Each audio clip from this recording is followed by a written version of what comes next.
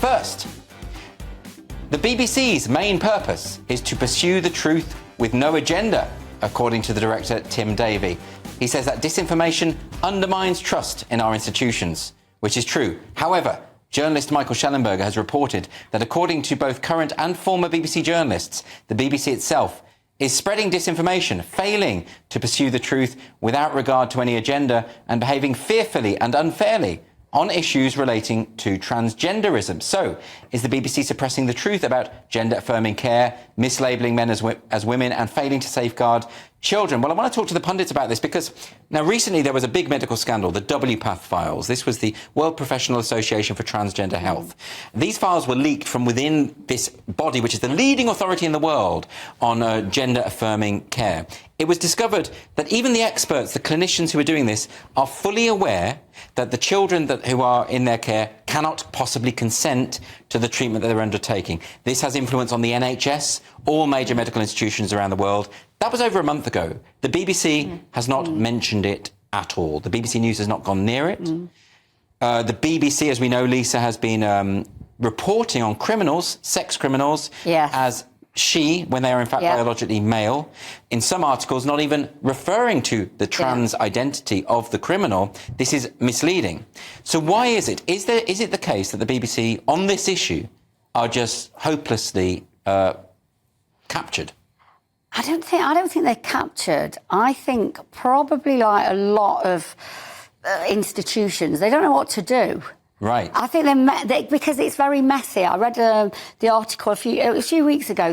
The man who had killed a cat and then went on to kill a student in Oxford. Yes. Yeah.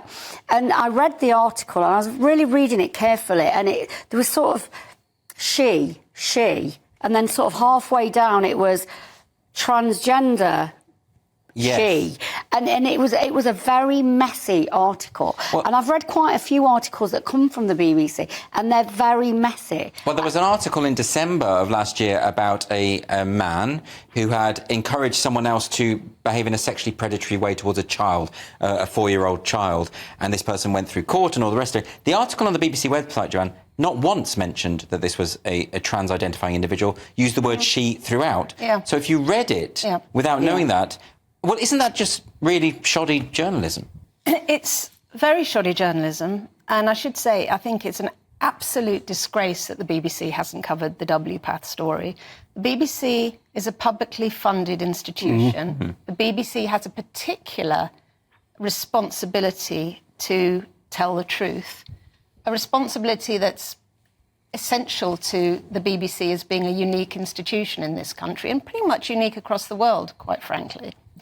So it has failed. It's failed its public, it's failed its audience, it's failed the licence payers, and it's failed those journalists who work within the BBC who probably feel, many of whom may feel very strongly about this. I do slightly disagree with Lisa. I think there's a lot of evidence that the BBC has been captured by gender ideologues.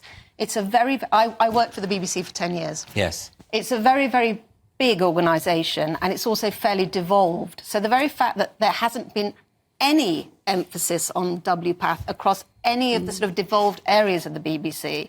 You know, Newsnight is different to, various other programmes on the television. You've got regional programmes for news, you've got radio, all of whom will have their own editors. But no one's mentioned it. And what I'm saying, no one's mentioned it. Now, is that because I know that there's a LGBT plus group within the BBC? Do they get the power to veto certain stories? I mean, I have to be honest, I did email the BBC 3 times to ask why they haven't covered this, specifically because I wanted to cover this on GBNews, and they've just ignored my messages.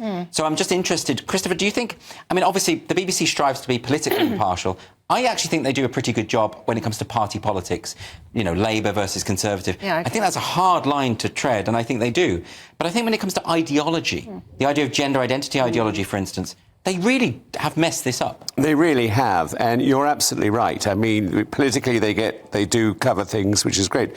Now, I'm the oldest person on this panel, and we never ever had anything like this years and years ago. I mean, it was never even mentioned. I mean, and we knew there were certain people who were a little odd in Salisbury, where I was brought up, who, but we didn't know quite what, but it was a minority. Now, this whole business of his, her, who, them, what, is, I think, ridiculous.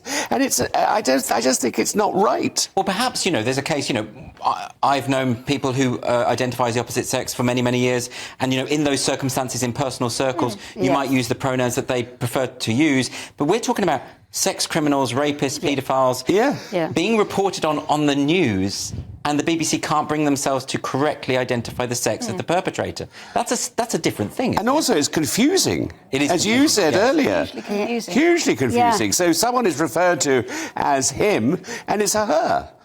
Or whatever. They tend to do it more with trans-identifying women, don't they? That's where it really sort of starts to be stark. Yes. And I being around sort of political circles for a long time, I do think that in all political circles, this is an issue that people don't feel safe around. Yeah. Because they don't know what to say. They don't want to. No one wants to really. No one wants to upset people and offend them. I don't mind upsetting rapists and paedophiles. No, but do you know what I mean? In your everyday life, you don't go out in life to sort of misgender someone or whatever. So people, I think, are careful around this. And I think a lot of the institutions, I work at a university, again, I think that it is. I think they're finding it very difficult and complicated. I get emails all the time saying, please put your pronouns in your email address because it will help. And I'm thinking, well, it doesn't help, really, and hardly anyone does it. Who is helping it, then? Well, the problem with that, just to come on that point, Joanne, when you are asked to declare your pronouns, put it on an email, aren't you effectively being asked to declare fealty to a belief system? That's exactly what you're being asked to do, and which is why I do think that the BBC has a lot of questions to answer on this, because, as I say, they haven't covered this huge story. By any standards, it's a huge story. And it's a story that you would imagine would actually be pertinent to a lot of the people the BBC wants to attract, i.e. younger people. And I think that the way in which you're hearing some of these stories covered on the BBC, and I can think of several times that I listen to Radio 4 a lot. I'm certainly not somebody, just because I'm very supportive of GBNews, that doesn't also listen to the BBC. I think it's important to get your news from a variety of different sources. And you can hear specific programmes on Radio 4 where they'll go through a whole sort of 15-minute news chunk. There was one programme I can think of 6 months ago where it was a very tragic story about a young person who'd committed suicide. And it wasn't really mentioned until pretty much the very end of the way this story was covered, that this had been a child who had been very confused about their gender and had chosen to reassign their gender. And the family believed that they hadn't had the right sort of care. And the BBC just didn't question at all any of the other things that may have led to that child's suicide. Now, it was a tragic story, but it wasn't covered as a journalist should cover the story. So maybe it's to do with what Lisa says about people want to be kind, they want to be compassionate. Yes. On the other hand, is it also maybe about intimidation? We've seen the way that these activists behave. They send death threats to J.K. Rowling, rape threats. No one wants to be at the centre of that kind of attention. So is it just maybe that people at the BBC are just a bit scared, Christopher, of putting a foot wrong? I think they probably are scared and I think a lot of people are scared. About what putting getting. That's why you have to have strong leadership, isn't it? That's why you have to have the editors at the BBC setting a standard. That is the problem, and I don't think they do. Well, we saw Tim Davie speaking the other week saying all of this culture war stuff is just blown up, or the trans issue is not a real issue. It is an issue for women who are worried about their single-sex spaces. It's certainly an issue for detransitioners, people who were encouraged when they were young to undertake irreversible surgery and are now regretting it, and they've got complete loss of sexual function. I mean, it is very, very serious. Do you know what? So I live in Nottingham. I don't live in London. So when you get outside of London, when you're outside of the institution, so ordinary everyday people that don't They're not told by any of their bosses they've got to do any of this stuff or even think about it. The minute this stuff, and it's all the culture war stuff, gets into the general population, you hear a very different idea. Yeah. So yesterday I was with my family and they were just saying, I can't believe that all this is happening. What is this? Now, I've known about it for a long time because I've been part of political circles. And they're like, men can't play rugby with women. That's wrong. And so there's this, once you get out of these institutions, there is a very different take on all of this. Well, and I think the BBC are just one of those institutions. Well, I've never met anyone who thinks it's a good idea for someone who went through male puberty to play rugby against women. I don't know who these people are. No. But why is it that the BBC thinks that's a great idea? But I think they made them up.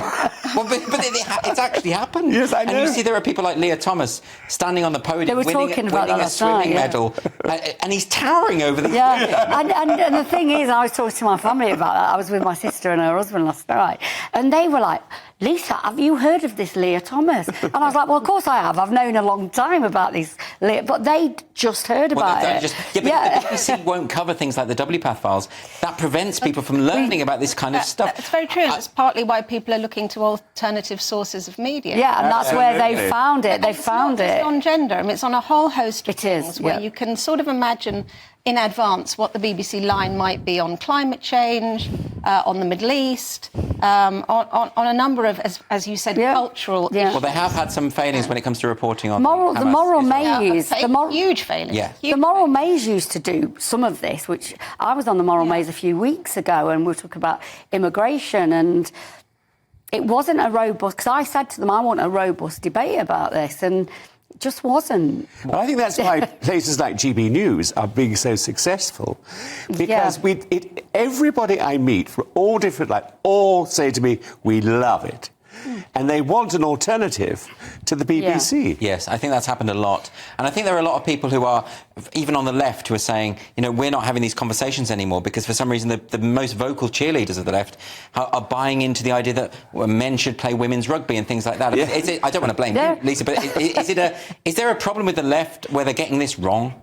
I mean, I've never seen myself as part of the left. I'm an anarchist. Yes. So the authoritarian left has always been very distasteful for me. Yes. And I don't think that these are even left people. I think it's more liberal. Yes. I think they're more sort of... Interesting. I think they're more liberals, because if they were left, surely they'd know that Hamas is a fascist organisation. Yes, you would think so. But, surely they would know this stuff. Yeah. So I don't know if even the fact that the BBC can't bring themselves to call Hamas terrorists, even though the government has officially prescribed them as such, that tells you a lot, doesn't it, I think, about their... I think, it's an institution in which there is a predominant groupthink. It doesn't affect absolutely everybody, but it is affecting programmes on the front line, as it were, and it is coming through to audiences. And when you're using language that effectively contorts the truth. Yes, that's the worry, isn't it? That's disguising what you're actually trying to say.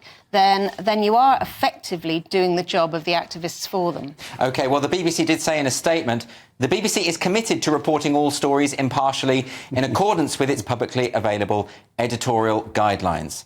Well, if anyone is watching, please do get back to my emails, BBC, and let us know why you haven't reported on the WPATH Files. That'd be great.